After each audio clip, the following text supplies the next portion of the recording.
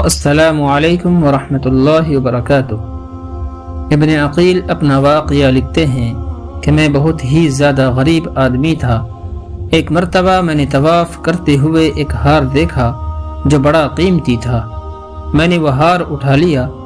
میرا دل چاہتا تھا کہ میں اسے چھپا لوں، لیکن میرا ضمیر کہتا تھا ہرگز نہیں، یہ چوری ہے، بلکہ دیانت داری کا تقاضا یہ ہے کہ جس کا یہ ہار ہے اسے میں واپس کر دوں۔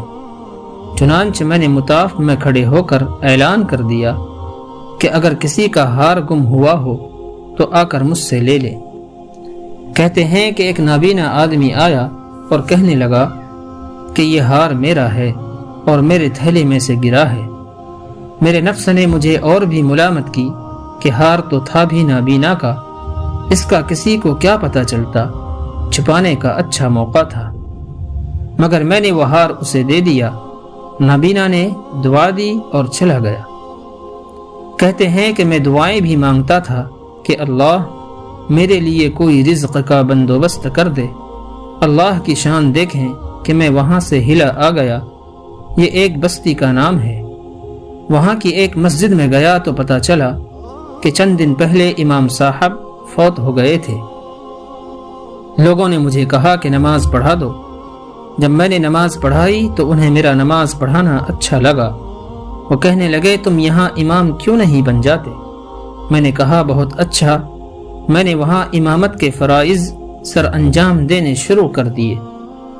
تھوڑے دنوں بعد پتہ چلا کہ جو امام صاحب پہلے فوت ہوئے تھے ان کی ایک جوان سال بیٹی ہے۔ وہ وصیت کر گئے تھے کہ کسی نیک بندے سے اس کا نکاح کر دینا۔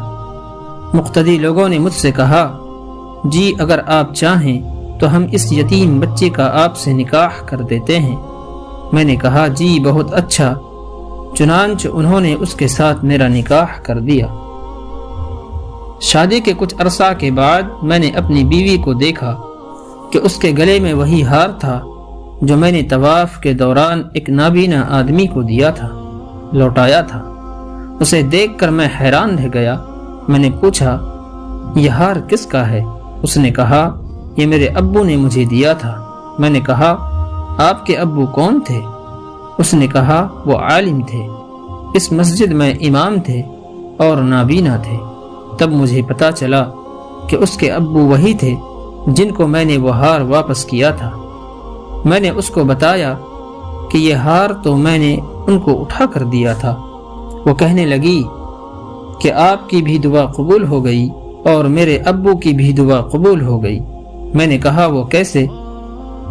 اس نے کہا کہ آپ کی دعا تو اس طرح قبول ہوئی کہ اللہ تعالی نے آپ کو گھر بھی دیا، گھر والی بھی دی اور رزق بھی دیا، اور میرے ابو کی دعا اس طرح قبول ہوئی کہ جب وہ ہار لے کر واپس آئے تو وہ دعا مانگتے تھے کہ اے اللہ ایک امین دیانت دار شخص نے میرا ہار مجھے لوٹایا ہے، اے اللہ ایسا ہی امین شخص میری بیٹی کے لیے خاوند کے طور پر عطا فرما دے۔